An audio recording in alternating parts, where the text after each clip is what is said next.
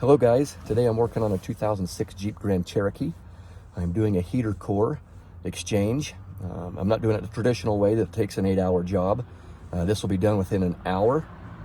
So as I go through step by step, I'll show you each trick to do, and let's get started.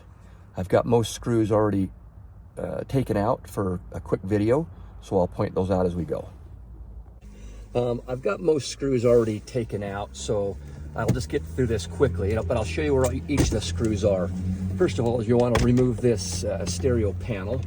Just get something non-sharp to put in there, and you can just kind of pull as it comes off.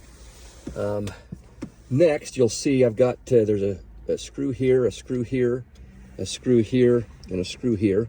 Remove those, and then pull your radio out. I've already got my plugs already disconnected, but you'll have to unplug the plugs. Next step is down here on this shifter cowl. So take your tool and just go down underneath and pop that up, and that'll come out. You can see there's just some tabs that comes right out easily. Next, grab the cover of this, your HVAC system. Pull carefully until you can get that removed, and just kind of put that over to the side. You can undo everything to get it completely out of your way, but I didn't have to do it for this job. Next, come over and remove this panel right here, and this will expose you a little bit. So as you can see, I've already removed the glove box and the lower panel underneath here, so you'll have to make sure those are removed. There is a screw here. There's an additional screw here, here, here, and then up underneath where the lock mechanism is, there's a screw here, here, here, and here. So take those those three out, and we will continue on to the next step.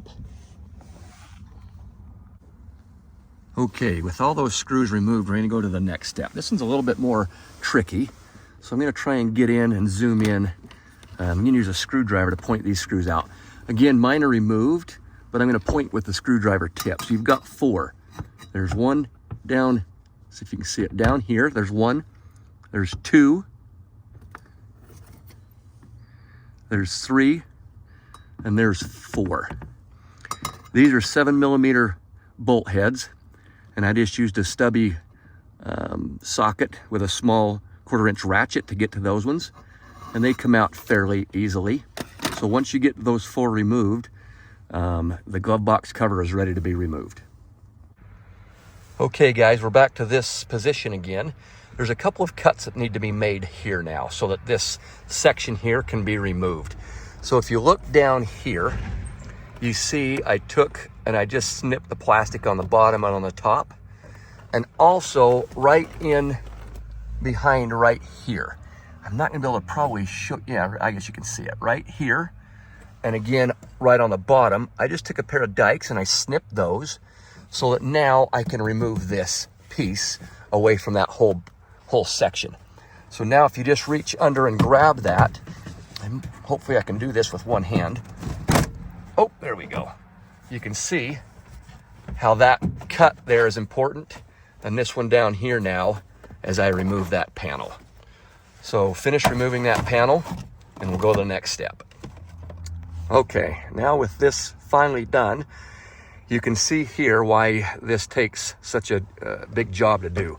Here is the heater core cover, and we have all this bracing in the way, so traditionally the whole dash needs to be disassembled for this to happen. I done a little bit of cutting, and I'm going to show you where I cut. So I took a cutoff wheel and I just cut right here.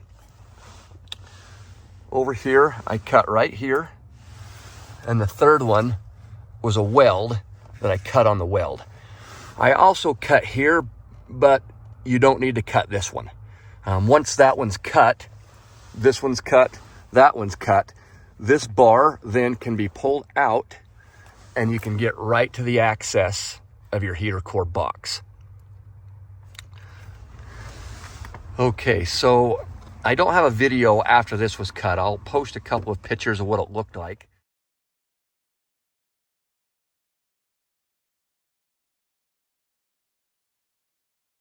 But once you remove this screw, and there's one right behind here, once you have this framing out of the way, you'll remove this screw here, and you'll remove one more that's down right underneath here.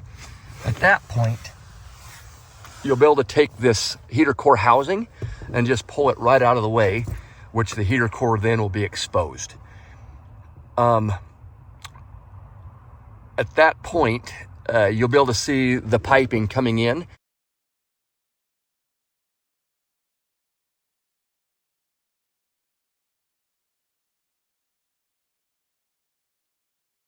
There'll be one screw that bolts into that heater core, and you'll see that from your new heater core.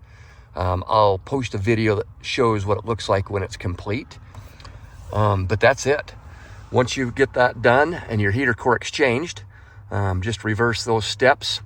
And then, as you can see, I just took a welder and I just tacked those back into position, and everything is back solid and is ready to go.